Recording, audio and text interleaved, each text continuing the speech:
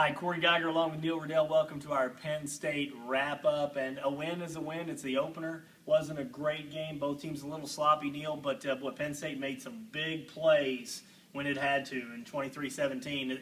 It's a win.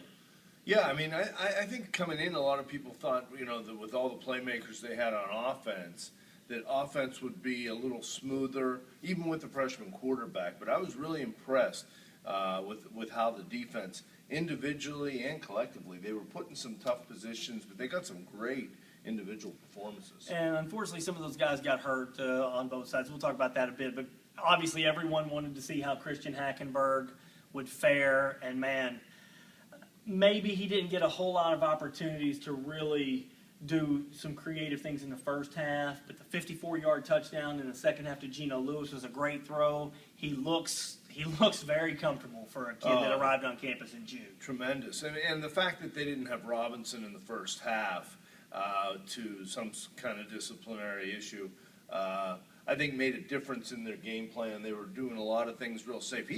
Hackenberg threw for 209 yards in the second half. And he's now only 44 touchdowns behind Matt McGloin's all-time record. It's just remarkable. Then Bill O'Brien let the kid talk after the game. Handled himself well. I heard Mark Wogenrich from the Allentown Morning Call, who's a respected colleague of ours. What's more surprising, that Hackenberg started the first game, or that, I mean, this guy's the first true freshman to talk to the media after an opener in 40, 50, I mean, whatever, how many years? Yeah, I don't know what Rip's policy was. Yeah, right. But the kid handled himself real well, and you might as well get that out of the way. Yep. He's the leader. He's the face of the program. That'll build confidence in him, too. It's hard to just sit in the background, in this day and age, too. But I was really impressed with, his pocket presence. He showed good feet. He eluded the rush. He's obviously got a rifle arm, but he has a real command. Just a real impressive day for him. And really the receivers caught 19 balls, the wide receivers. Yeah.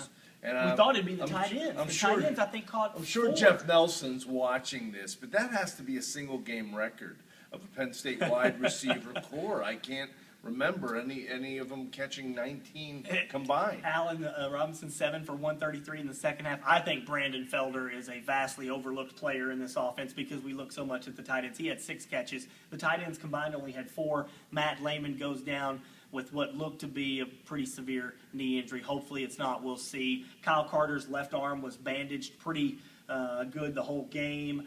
Just on offense, those are 2 guys. And then on defense, Mike Hull suffered some kind of knee injury. He was in street clothes on the sideline. They cannot afford injuries to key players. Tight ends may be the one area they have depth, but Mike Hall going down, if he's down for any length of time, they're already thin at linebacker. Yeah, I thought Carson and Klein did well in pass coverage as the game went on. A couple shout-outs to these defense. Stephen Obang Agjapon had one of the great games that you'll see. I mean, the guy had an interception, 8 tackles, forced a fumble, recovered a fumble, had a huge blindside hit on a blitz. Yep. I mean, he was fantastic, and Daquan Jones was really good. Yeah, they did a lot of good things. And O'Brien said he thought that the defense, won the game. Yeah, and it did, in special teams. Absolutely. They did a lot of things right. They made some mistakes. They made some sloppy first game mistakes. I don't really think Syracuse is very good. They're not projected to be very good. What shocked me, with 2:08 to go in the game, Syracuse had the ball with a chance to win. And I think you wrote some of this in the Mirror. I think that's what we're going to see for the next 4 or 5 years. Penn State's going to be able to win a lot of games, I think, 6, 7, 8 a year at least.